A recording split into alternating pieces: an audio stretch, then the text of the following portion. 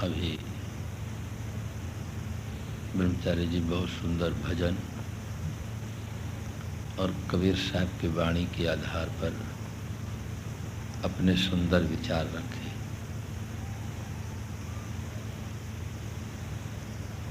हमें तो देखकर बड़ी प्रसन्नता होती है कि सभी युवा पीढ़ी के ब्रह्मचारी हैं, सभी साक्षर हैं, सबके मन में हर्षोल्लास है कि हम साधनाशील जीवन जिए। और ये भी एक बहुत बड़ा सुअवसर या सौभाग्य कहना चाहिए कि शुद्धेश्वरी साहब जी के संरक्षण में सभी साधक साधनाशील जीवन जी रहे हैं, धर्म के दोनों पहलुओं पर विशुद्ध चिंतन प्राप्त कर रहे हैं।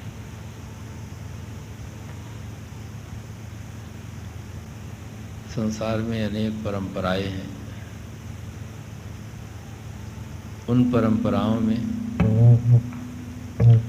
साधक जाते हैं, न उन्हें ठीक से पवित्र जीवन जीने की प्रेरणा मिलती है और न अध्यात्म का विशुद्ध बोध ही होता है। अनेक प्रकार के भ्रामक प्रचार के वे शिकार हो जाते हैं। उनमें श्रद्धा होती है, जिज्ञासा होती है, किंतु ठीक से बोधदाता गुरु नहीं मिल पाते। फिराक कवि ने कहा है, हजारों खिज्र पैदा कर चुकी है नस्ल आदम की, ये सब तस्लीम, लेकिन आदमी अब तक भटकता है। आदमी की नस्ल ने हजारों पथ प्रदर्शक गुरुजनों को पैदा किए, ये सब स्वीकार है, किंतु आज भी आदमी भटक रहा है। संपूर्ण संसार में आदमी दो चीज़ों के लिए भटक रहा है, एक सुख और एक भगवान परमात्मा। भौतिकवादी व्यक्ति सुख के लिए भटक रहे हैं, सुख के संबंध में उनकी ठीक से धारणा नहीं है। खोज सही है पर दिशा गलत है। वो सुख की खोज प्राणी और पदार्थों में करते हैं, पर में करते हैं। पर में, प्राणियों में, पदार्थों में सुख नहीं है। सुख जहाँ है वहाँ उनकी दृष्टि नहीं है।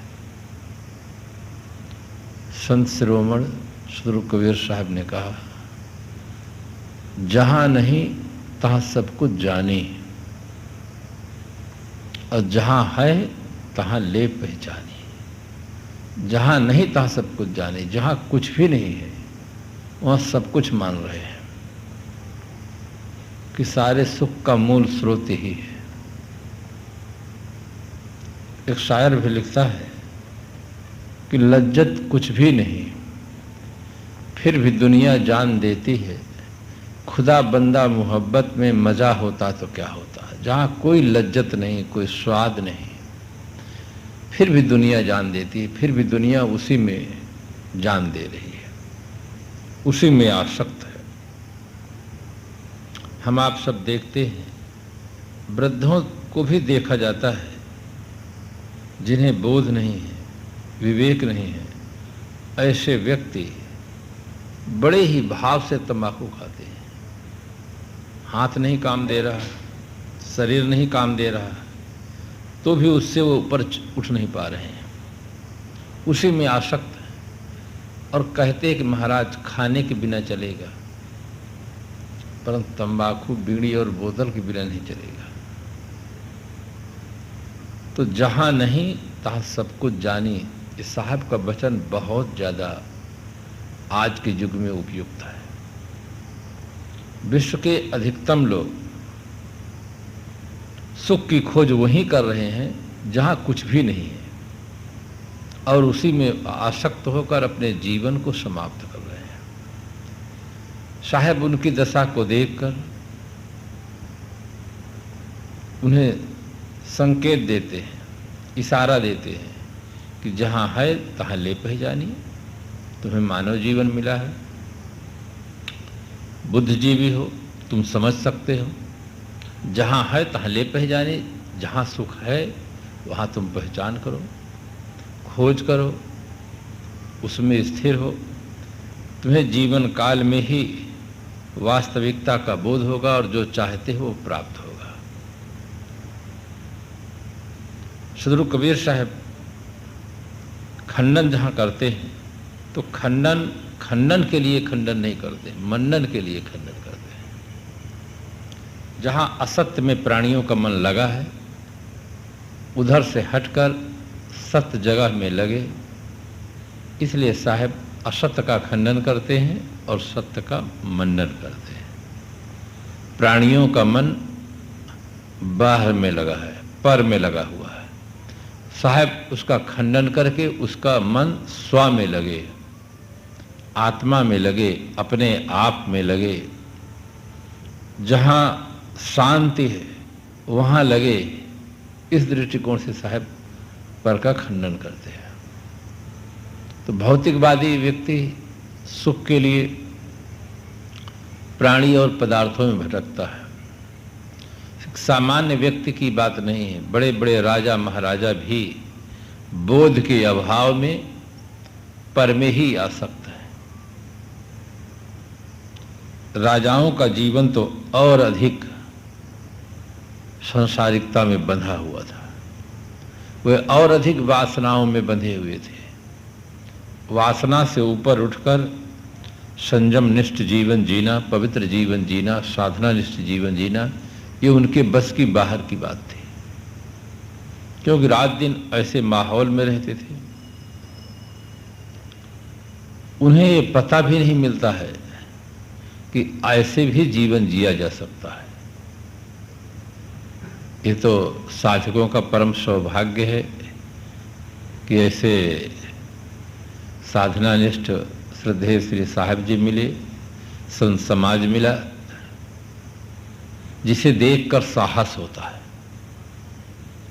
अगर ग्रंथों में केवल आदर्श की बातें होती और ऐसे कोई महापुरुष न मिलते जिनका जीवन पवित्र हो, तो हमें भी देखकर साहस नहीं होता। जब वर्तमान में हम महापुरुषों का जीवन देखते हैं, ऐसा दिव्य जीवन जीते हैं, तब मन में साहस होता है कि इसे जीवन में उतारा जा सकता है। ये केवल कहने और सुनने का विषय नहीं है, प्रयोग करने का विषय है। जीवन एक स्वयं प्रयोगशाला है। इसमें जब हम प्रयोग करते हैं, देखते हैं, बात सही उतरती है, आस्था जमती है और व्यक्ति सत्य को उपलब्ध होता है, इसी जीवन में शांति को प्राप्त कर लेता है। इसलिए बड़े ही आशा और उत्साह के साथ साधना करनी चाहिए और इसी दिशा में रात दिन परिश्रम करना चाहिए। उठते बैठते चलते फिरते निरंतर यही चिंतन हो कि हमारा मन सांसारिक वासनाओं से ऊपर उठकर अपने आप में संतुष्ट रहे, शांत रहे, निमग्न रहे, तृप्त रहे, मस्त रहे। यही लक्ष्य होना चाहिए और यह स्थिति इसी जीवन में प्राप्त होती है। भौतिकवादी जैसे सुख के लिए भ्रम में है,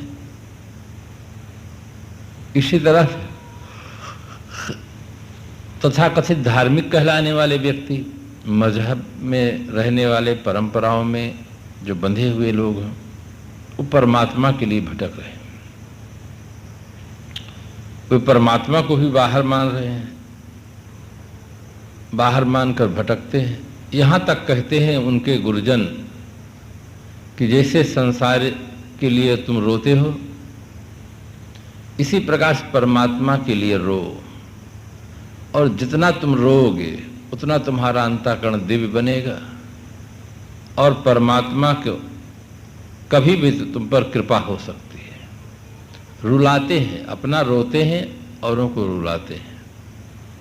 उन्हें ये बोध नहीं है कि बाहर जो मिलता है वो छूटता है, वो परमात्मा नहीं होता है। संतो आवे जाए सो माया, कितनी साफ बात साहेब कहते हैं। इतनी साफ बात भी उन्हें समझ में नहीं आती है, या उन्हें ऐसा सुयोग नहीं मिलता है कि ऐसे वाणी को पढ़ें, सुने, समझें, विचारें। भ्रम में पढ़ करके अपने जीवन को समाप्त कर देते हैं। हमें तो ऐसे भी संत मिले जिनका जीवन निर्मल था, त्याग वैराग बहुत प्रशंसनीय था, किंतु घोर अंधविश्वासी। परमात्मा के संबंध में उनके मन में तरह तरह की कल्पनाएं उठती थी। उनके जीवन को देखकर तो प्रसन्नता होती थी, किंतु जो उनकी मानसिक स्थिति परमात्मा के संबंध में, उसे देखकर ऐसा लगता था कि इन्हें ऐसे महापुरुष नहीं मिले जिनके द्वारा इन्हें यथार्थ बोध हो। वर्तमान बिन संत गुरु के सब संशय न नसेरे, चेतन संजित वाक प्रकाशित लख लख उड़तस प्रेरे। वर्तमान में कोई संत गुरुजन नहीं मिलते हैं तो व्यक्ति को बोध नहीं होता है, और बोध के अभाव में आदमी भटक रहा है, चाहे वो भौतिकवादी हो तथाकथित धार्मिक व्यक्ति हो। बोध के अभाव में भटकते हैं। धन का अभाव आदमी को खटका, और उस अभाव को मिटाने के लिए आदमी ने कठोर श्रम किया। 8, 12, 16 घंटा लोग श्रम किए तो धन का अभाव जो खटक रहा था आज वो मिटा, किंतु बोध का अभाव खटकता ही नहीं है। उन्हें ऐसा लगता है कि इसके बिना चलेगा, तो जीवन तो चलता है एन केन प्रकारेण, किंतु मनुष्य जीवन जिस लक्ष्य को प्राप्त करने के लिए मिला है वो प्राप्त नहीं होता है। यही कारण है कि आज का आदमी बाहर से संपन्न है और भीतर से विपन्न है। बाहर की स्थिति उसकी अच्छी है, उसके पास ऐशो आराम के सारे साधन उपस्थित हैं, किंतु भीतर मन अशांत है, मन उलझा हुआ है, वासनाओं में उलझा हुआ है, कल्पनाओं में उलझा हुआ है, इसलिए उसका जीवन अशांत है। दोनों दिशा में मनुष्य को प्रयास करना चाहिए। जीवन में भौतिक विकास भी हो और आध्यात्मिक विकास भी हो, दोनों की महती आवश्यकता है। भौतिक विकास के अभाव में निर्वाह में असुविधा होती है, अनेक कठिनाइयों का सामना करना पड़ता है, अनेक समस्याएं उपस्थित हो जाती हैं।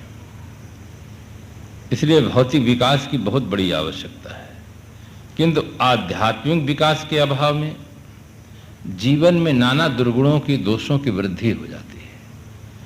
आदमी स्वयं अनेक समस्याओं को जन्म देकर फिर उन्हीं समस्याओं के समाधान में ही अपने जीवन को समाप्त करता है, और वो समझ नहीं पाता है कि इन समस्याओं के जन्मदाता हम स्वयं हैं, ये समझ नहीं पाता है।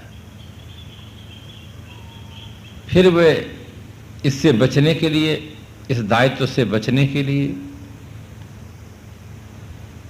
कल्पनाएं करता है, सब पर दोषारोपण करता है। कलयुग के जमाने पर, भाग्य पर, वातावरण पर, ग्रह नक्षत्र पर, देवी देवता ईश्वर पर, कि इनके कारण से हमें दुख मिलता है। कभी भूलकर भी वो ये नहीं सोचता है कि मैं अपने कारण दुखी हूं, ऐसा कभी नहीं सोचता। इसीलिए उसके जीवन में क्रांति नहीं होती, परिवर्तन नहीं होता, सुधार नहीं होता है, क्योंकि वो अपना दायित्व स्वीकार नहीं कर रहा है, उसकी दृष्टि पर की ओर है। और ये भूल पहले भी किया है, आज भी कर रहा है। साहब तो बहुत बल देते हैं और कहते हैं कि भूल मिटे गुर मिले पारखी, पारख देहि लखाई, कहाँ ही कबीर भूल की औषध, पारख सबकी भाई। ये भूल मिट सकती है, जो जन्म जन्मांतर की भूल है, ये भूल मिट सकती है। आज मानव जीवन मिला है, स्वस्थ शरीर मिला है, आज ये भूल मिट सकती है। गुरु मिले पारखी, पारखी गुरु मिले, संत मिले तो आज ये भूल मिट सकती है। कितना सुनहरा चांस है कि हमें ऐसे आराध्य देव मिले हैं, ऐसा समाज मिला हुआ है, जिनकी छत्र छाया में रहकर हम भूल मिटा सकते हैं। यदि अपने अंदर ही जिज्ञासा न हो, अपने अंदर पुरुषार्थ की भावना न हो, तो आज भी भूल बनी रह सकती है। इसलिए बहुत ही उत्साह के साथ, उमंग के साथ आज प्रयास करना चाहिए कि आज हम ऐसी भूमिका मिल गई है, ऐसे संत गुरुजन मिल गए हैं कि हम अपनी भूल को मिटा सकते हैं। जन्म जन्म की जो हमें प्यास थी कि हम अपने को पा जाएं, अपने में शांत हो जाएं, तृप्त हो जाएं, आज वो सब संभव है। मनुष्य जीवन में अनंत संभावनाएं हैं। उन संभावनाओं को साकार रूप देने के लिए व्यक्ति को स्वयं पुरुषार्थ करना पड़ता है। पुरुषार्थ के बिना वो संभावनाएं अंदर ही अंदर रह जाती हैं, बाहर नहीं प्रकट हो पाती है। जो जो मनुष्य जीवन में संभावनाएं हैं, पुरुषार्थ करके मनुष्य उनको साकार रूप दे पाता है। इसीलिए सदगुरु कबीर साहब ने बहुत बल दे करके कहा है कि कर बहिया बला अपनी, छाड़ वीरानी आस, जाके आंगन नदिया वह सोकस मरे प्यास। जबकि महाराज गोस्वामी जी लिखते सबही नचावत राम गोसाई, राम सबको नचाते हैं, परमात्मा सबको नचाता है। होई वह जो राम रच राखा, को कह तरक बढ़ावे शाखा। मुद्दई लाख बुरा चाहे तो क्या होता है, वही होता है जो मंजूरे खुदा होता है। बहुत से व्यक्ति इस प्रकार से सत्य से बहक करके बात कर रहे थे, समाज को सही दिशा नहीं दे पा रहे थे। समाज तो वैसे अंधविश्वास से प्रभावित था, जो पथ प्रदर्शक थे वे भी उसी दिशा में ले जा रहे थे। तब सदगुरु कबीर साहब को इंकलाब करना पड़ा और कहना पड़ा, कर बहिया बल अपनी, अपने बाहुबल का भरोसा रखो। छाड़ वीरानी आस, दूसरे की आशा को छोड़ो। तुम्हारा दूसरा कोई उद्धारक है और उसकी कृपा से उद्धार होगा, इस आशा को छोड़ो। इसलिए सदगुरु कबीर साहब के विचारों की आज बहुत बड़ी आवश्यकता है। आज के इस वैज्ञानिक युग में भी आदमी घोर अंधविश्वास का शिकार है। जगह जगह पर ऐसे कार्यक्रम होते हैं कि जो बुद्धिजीवी के अनुरूप नहीं है। मैं गुजरात में था, कई जगह लोगों को देखा, मैंने कहा ये क्या कर रहे हो? एक ने कहा महाराज हम राम राम लिख रहे हैं, लिख करके फिर से अयोध्या भेजेंगे। जब उन्हें सरकारी कर्मचारी हैं, बुद्धिजीवी हैं, पेंसिलियर आदमी हैं, और वो केवल राम राम लिखते हैं फुर्सत पर। राम राम की उनको कापी मुफ्त में मिलती है, वो कापी में पूरा राम राम ही लिखते हैं और कुछ काम नहीं करते हैं। और कॉपी के बाद में अयोध्या में भेजते हैं। एक दूसरे सज्जन मिले, मैंने कहा ये क्या कर रहे हो? कहे हम इसमें गायत्री मंत्र का लिख रहे हैं, और इसमें दिन भर जब फुर्सत होती तो गायत्री मंत्र लिखते रहते हैं। इतना सुंदर सांस मिला है कि हम इस सुअवसर का सदुपयोग करें तो सांसारिक वासनाओं से ऊपर उठ सकते हैं, अपने आप में शांत हो सकते हैं, तृप्त हो सकते हैं, समस्त कल्पनाओं से और संसार के जाल से छूट सकते हैं। और यह न करके आदमी बिना काम का काम कर रहा है। कोई राम नाम जपने नाम लिखने में लगा हुआ है तो कोई गायत्री मंत्र का जाप करने में लिखा हुआ है।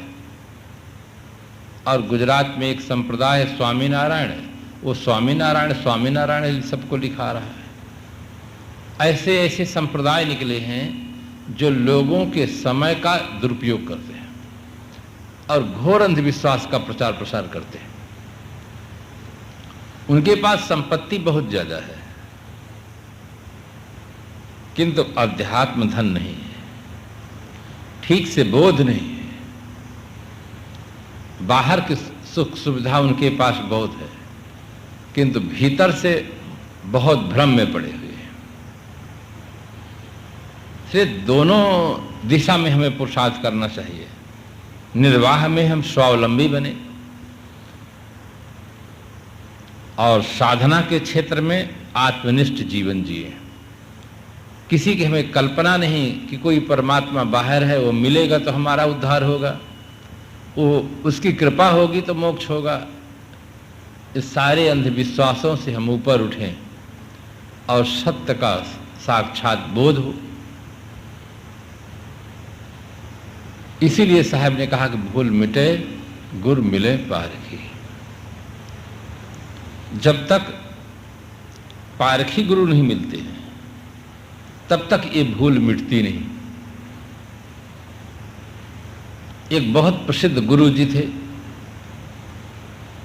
जगत की उत्पत्ति की बात बता रहे थे कि जगत कैसे परमात्मा ने बनाया। सभी को समझा रहे थे, हम भी बैठे थे, हमारे और गुरु भाई भी बैठे थे, सभी सुन रहे थे। जब उनका प्रवचन समाप्त हुआ तो मैंने उनसे पूछा कि महाराज जी एक बात समझ में नहीं आती है। उन्होंने कहा कौन सी बात समझ में नहीं आती है? मैंने कहा परमात्मा दयालु है, सर्वशक्तिमान है। ऐसा दयालु और सर्वशक्तिमान परमात्मा ने जो जगत बनाया वो ही इतना दुखदाई बनाया कि आपको जगत से मोक्ष पाने के लिए उपदेश करना पड़ता है और हमें साधना करना पड़ता है। किसके लिए? परमात्मा के बनाए हुए जगत से मुक्ति पाने के लिए। तो ऐसा दुखदाई जगत दयालु और सर्वशक्तिमान परमात्मा ने क्यों बनाया, ये बात समझ में नहीं आती है। जब प्रश्न अच्छी तरह से हम साफ किए, हमारे प्रश्न को सुनकर वे आंख बंद करके ध्यान में उतर गए और करीब आधा घंटा तक ध्यान में बैठे रह गए। पूरा समाज बैठा रहा उनके उत्तर को सुनने के लिए।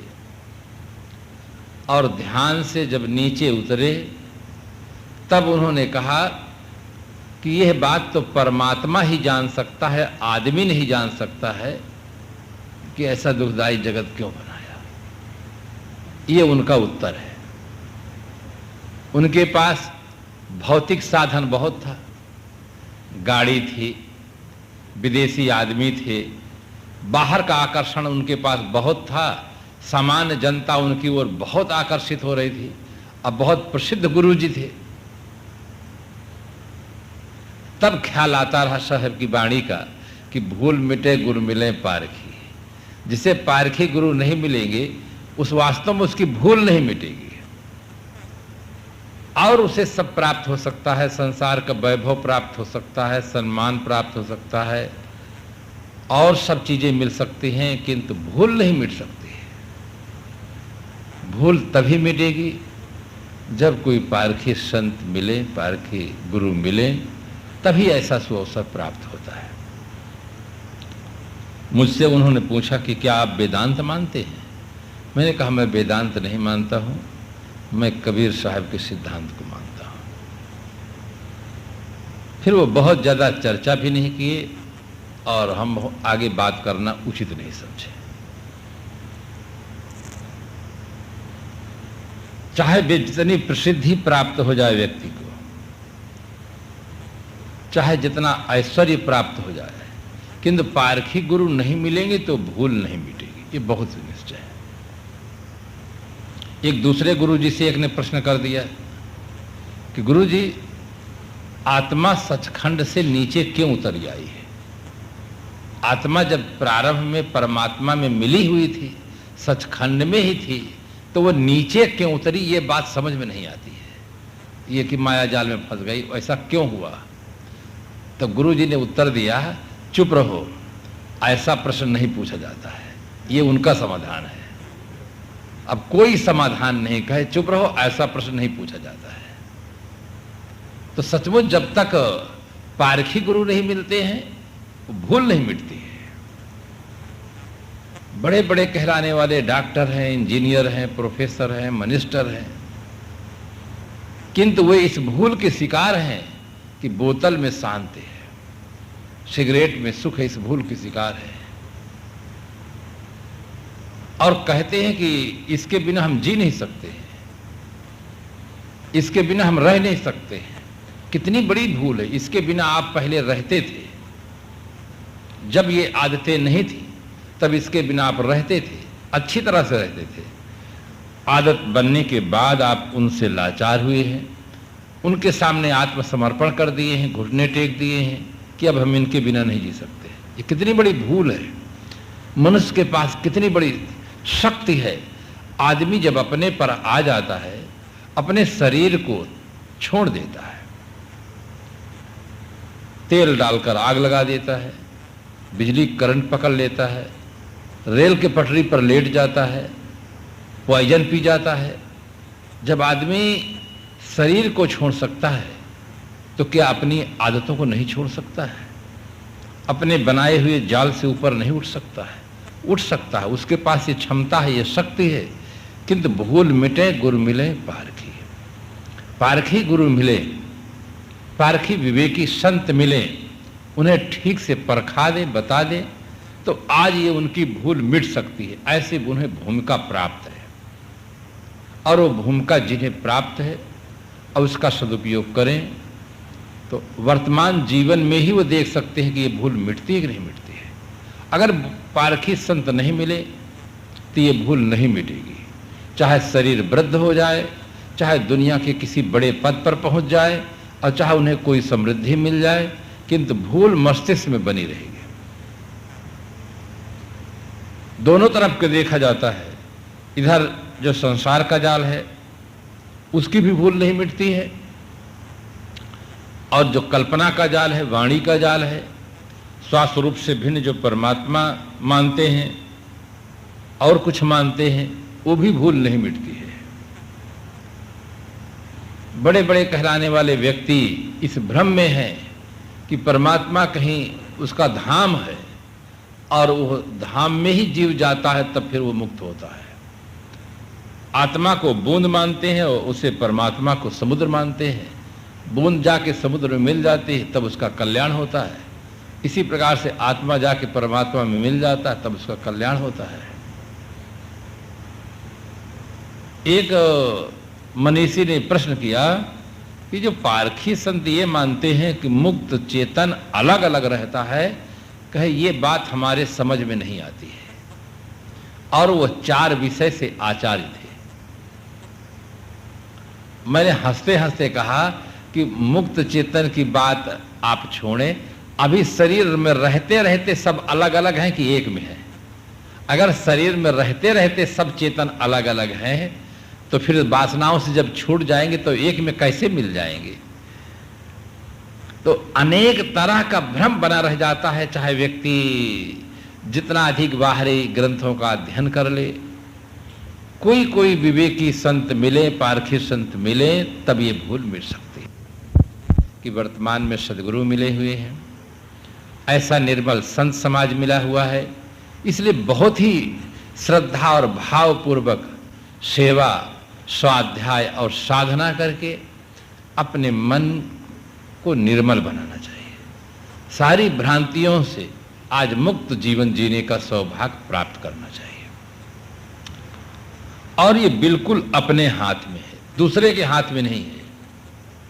और कुछ तो दूसरे के हाथ में भी हो सकता है, किंतु अपने उद्धार का काम ये बिल्कुल अपने हाथ में है। शरीर कभी ऐसा हो सकता है प्रारब्धवशात कि अस्वस्थ हो, किंतु मन को स्वस्थ रखना ये बिल्कुल अपने हाथ में है। जिनकी आस्था सद्गुरु में है, संतों में है, पारक सिद्धांत में है, वे अस्वस्थ होते हुए भी अपना काम करते हैं और उनकी निष्ठा ज्यों का त्यों कायम रहती है। जिनके सिद्धांत के प्रति निष्ठा नहीं है, सद्गुरु संतों के प्रति श्रद्धा नहीं है, वे स्वस्थ शरीर प्राप्त करके भी आत्मबोध से वंचित रह जाते हैं। इसलिए बाहरी कोई जवाबदारी नहीं है। ये भी एक सौभाग्य है भी कि हमारे जो बाहरी जवाबदारियां हैं, गुरुजन हैं, संतजन हैं, वे सब संभाले हुए हैं। हमें उनके आदेशों का पालन करना है, अध्ययन करना है और साधना करना है। जैसे गृहस्थ में जब माता पिता जीवित रहते हैं तो बच्चे निश्चिंत रहते हैं, अपना काम करते हैं और निश्चिंत रहते हैं। इसी प्रकार से हमें और आपको भी सौभाग्य मिला है कि हमारे बड़े गुरुजन संतजन सब उपस्थित हैं। निर्वाह की चिंता हमें नहीं करना है, वो कर रहे हैं। हमें अपने उद्धार की चिंता करना है और उसमें जो उनका निर्देश मिले उसके अनुसार जीवन बनाना है। तो मैं प्रारंभ किया था कि मनुष्य जीवन एक चांस है, एक सुअवसर है सांसारिक वासनाओं से ऊपर उठने के लिए और आत्मस्थ जीवन जीने के लिए। इसके लिए हमें भूमिका पूर्ण रूप से उपलब्ध है। अक्षय अटल गुरु की कृपा और निज कृपा जो होए, दोनों सन्मुख होए जिहि सो जग बंधन खोए।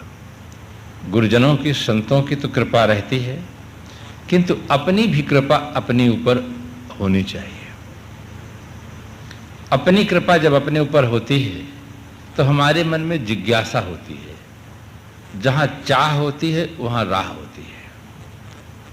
साहब ने कहा, जहां गाहक तहां हव नहीं, हाँ तह गाहक ना है, बिन विवेक भटकत फिरे, पकड़ शब्द की छाह। अपने अंदर ऐसी भूमिका होनी चाहिए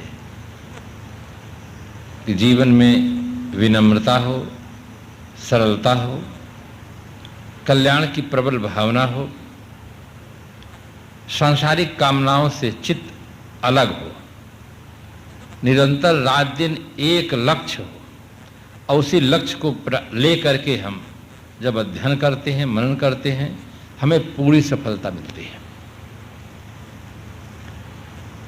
जब मैं अध्ययन के लिए ऋषिकेश गया था, जो मुझे व्याकरण पढ़ाते थे वे धारा प्रवाह बोलते थे, तो मेरे मन में एक बार बार संस्कार उठता था कि क्या कभी ऐसा दिन अपने लिए भी हो सकता है कि बिना पुस्तक देखे धारा प्रवाह बोले। पढ़ाए, प्रयास किया गया और अभ्यास एक ऐसी चीज है कि उससे पूरी सफलता मिल जाती है। उस दिन भी आया कि बिना देखे व्याकरण के, और जो भी छात्र पूछते थे बतलाने का सुयोग मिला। इसमें मूल कारण है अभ्यास। जो अधिक लगन के साथ बीजक का चिंतन करते हैं, मनन करते हैं, उन्हें इस बात का अपने आप अनुभव हो जाता है कि वास्तव में अभ्यास से कितनी बड़ी सफलता मिलती है। एक बार बिहार में साहब जी के कार्यक्रम को सुनकर मनीषी लोग हमसे पूछने लगे कि साहब जी कहाँ तक अध्ययन किए हैं। मैंने कहा, आपको क्या लगता है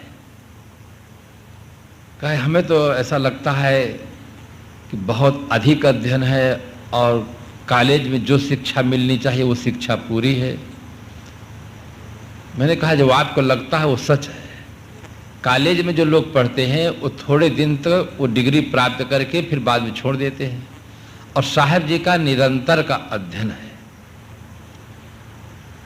जो अभ्यास से पूर्णता मिलती है, जो निरंतर अध्ययन है, उससे योग्यता प्राप्त होती है, बोध प्राप्त होता है।